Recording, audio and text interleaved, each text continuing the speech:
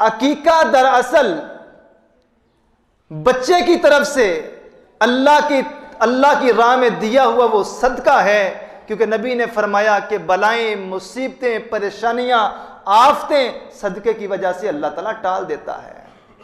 آپ سیکیور کر رہے ہیں اپنے بچے کو شریعت کے مطابق، اس کے تمام سیکیورٹی پوائنٹ آف ویو سے آپ ایک ایک عمل جو کر رہے ہیں محمد الرسول اللہ کا بتلایا ہوا، یہ آپ کے بچے کو شیطان جو رب رحمان کے مقابلے میں آپ کے بچے کو چوکا لگاتا ہے صحیح حدیث کے مطابق، تو آپ کا بچہ روتا ہے۔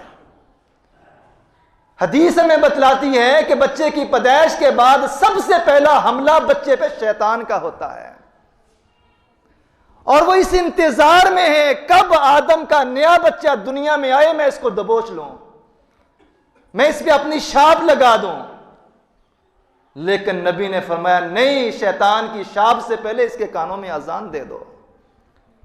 شیطان چوکا لگاتا ہے، بچہ روتا ہے، اور تم نے ہر طرح سے اپنے بچے کو سیف کرنا ہے، محفوظ کرنا ہے، 7ویں دن اس کا عقیقہ کر دو اور بچے کے ختنے کر دو۔ فطرت کے اندر یہ چیز شامل ہے، اور یہ میڈیکلی طور پہ بھی بچے کو بیماریوں سے بچانے کے لیے اور شریعت کی روح سے بھی ختنہ کرنا مسلمان کے بچے کا انتہائی ضروری ہے۔ بچے کے سر کے بال مونڈنے ہیں، اور اگر ممکن ہو تو ان بالوں کے وزن کے برابر کیا کیا جائے گا؟ چاندی اللہ کے راستے میں صدقہ کر دی جائے گی۔ اس کے بعد بچے کا اچھا نام کیوں رکھنا ہے؟ یہ وہ عمر ہے، نہ بچہ پکڑ سکتا ہے، نہ بچہ چل سکتا ہے، نہ بچہ بول سکتا ہے۔ آپ بچے کو جو دیتے ہیں، سب سے پہلا تحفہ بچے کو اس کی پہچان ماں باپ دے رہے ہوتے ہیں، جو اس دنیا میں بھی اور حشر کے میدان تک، جنت جہنم تک بچے کی پہچان ہوگی۔ اچھا نام شخصیت پہ اثر انداز ہوتا ہے، اور اگر کبھی بھولے سے نام ایسا رکھ دیا جائے لا علمی میں، اس کو بدلنا بھی سنت ہے، کیونکہ شریعت سے ہمیں یہ پتہ چلتا ہے کہ رسول اللہ صلی اللہ علیہ وآلہ وسلم ایسا نام جس کا معنی اچھا نہیں تھا ہوتا، اس کو بدل دیا کرتے تھے۔ میں نے عرض کیا تھا، بڑے مشہور صحابی، اسلام کے پہلے خلیفہ سیدنا ابو بکر صدیق رضی اللہ تعالیٰ عنہ کا نام اسلام لانے سے پہلے عبد الکعبہ تھا، مطلب کعبہ کا بندہ۔ ہم سارے رب کے بندے ہیں۔ اللہ کے نبی نے نام کو بدلا اور نام رکھا عبداللہ۔ ابو بکر صدیق کا اصل نام عبداللہ ہے، اللہ کا بندہ ہے، عبد الکعبہ نہیں ہے۔ بڑے مشہور صحابی ہیں ابو ہریرہ رضی اللہ تعالیٰ عنہ، اسلام سے قبل ان کا نام تھا عبد الشمس، سورج کا بندہ۔ نبی نے اس کو بھی چینج کر کے عبد الرحمن رکھا۔ وہ الگ بات ہے، بعد میں اپنی کنیت سے زیادہ مشہور ہو جاتے ہیں ابو ہریرہ کے نام سے۔ میں نے سعید بن مسیب کے دادا کا واقعہ آپ کے سامنے رکھا تھا۔ ان کا نام تھا حزن۔ حزن کا مطلب ہے غمگین، پریشان، مصیبتیں جس پہ نازل ہوں۔ نبی نے اس کو بلایا، فرمایا اپنا نام حزن سے چینج کر کے ساحل رکھو، آسانیاں بانٹنے والا، آسانیاں لینے والا۔ مگر عرب کے لوگ اپنی روایات کو نہیں چھوڑتے جلدی سے۔ ابھی نئے نئے مسلمان تھے، بات نہ سمجھ سکے، کہنے لگے اللہ کے رسول، میرے ماں باپ نے میرا یہ نام رکھا ہے، میری اس نام سے پہچان ہے، اب میرا دل نہیں چاہتا میں اس کو چھوڑ دوں۔ نبی خاموش ہو جاتے ہیں۔ سعید بن مسیب کہتے ہیں جب تک میرا دادا زندہ رہا نام چینج نہیں کیا۔ حزن نام تھا، غمگین، ہمارے گھر سے کبھی غم ہی ختم نہیں ہوا۔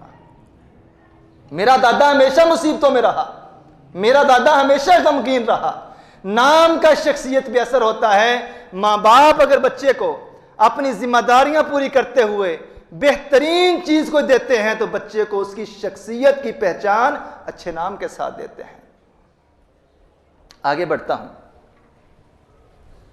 نبی علیہ الصلوۃ والسلام نے فرمایا تمہارا بچہ جب بولنے کے قابل ہو جائے فَعَلَمْ أَنَّهُ لَا إِلَهَ إِلَّا اللَّهِ، سب سے پہلے بچے کی زبان پہ جو لفظ آنا چاہیے وہ کلمہ طیبہ آنا چاہیے، لا الہ الا اللہ محمد الرسول اللہ۔ بچے کو سب سے پہلے تم نے سکھانا ہے۔ آگے بڑھتا ہوں اختصار کے ساتھ. پیارے نبی نے فرمایا ماں باپ کے فرائض میں یہ بات شامل ہے. جب بچے کی زبان چلنے لگے، بچہ بولنے لگے، تو ماں باپ کے فرائض میں یہ بات شامل ہے کہ اپنے بچے کو السلام علیکم کہنا سکھا دیں. یہ ایسی تربیت ہے کہ مرتے دم تک بچے کی گٹی کے اندر، بچے کی جسم اور روح کے اندر یہ رچ بس جائے گی. فائدہ کیا ہوگا؟ السلام علیکم صرف سنت نہیں ہے، یاد رکھیے یہ قرآن کا حکم ہے. قرآن کا فیصلہ ہے کہ جب بھی تم اپنے گھر والوں کے پاس جاؤ تو گھر میں، اپنے گھر میں بھی السلام علیکم کہہ کے داخل ہو جاؤ. وجہ سیدنا انس رضی اللہ تعالیٰ عنہ کہتے ہیں کہ میرے نبی نے مجھے فرمایا یا غلام، اے میرے بیٹے، جب بھی گھر میں داخل ہو تو اپنے گھر والوں کو سلام کرو. اس کا فائدہ کیا ہوگا؟ بارکۃ علیک و بارکۃ علی آل اہل بیتک.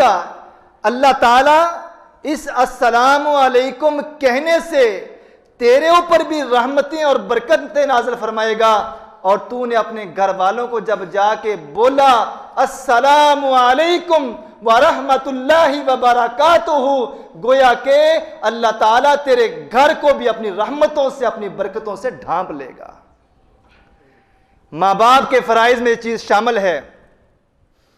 بچے کو یہ چیز سکھا دیں، بیٹا جب گھر سے باہر جانا ہے تب بھی سلام کر کے جانا ہے، اور جب گھر میں داخل ہونا ہے تو بیٹا السلام علیکم کہہ کے داخل ہونا ہے. بعض گھروں میں یہ کام بڑی پابندی سے کروایا جاتا ہے. اللہ ہم سب کو توفیق دے دے. اس کا فائدہ سمجھنے کی کوشش کیجئے گا. السلام علیکم ورحمۃ اللہ وبرکاتہ یہ صرف بول نہیں ہے بلکہ یہ دعا ہے، ضمانت ہے، گارنٹی ہے. مانا تو دیکھیں، السلام علیکم، تیرے اوپر اللہ کی سلامتی ہو. کیسی دعا ہے؟ اللہ تجھے سلامت رکھے. ورحمۃ اللہ، تیرے اوپر میرے رب کی رحمتیں نازل ہو. کبھی گہرائی میں جائیں تو صحیح. وبرکاتہ، سلامتی بھی ہو، رحمتیں بھی ہو، اللہ تجھے برکتوں سے نواز دے. اپنے ہی گھر میں داخل ہوتے وقت میں اپنے بچوں کو اگر یہ بات بولوں گا تو کتنی حدیثیں ساتھ ملتی جاتی ہیں.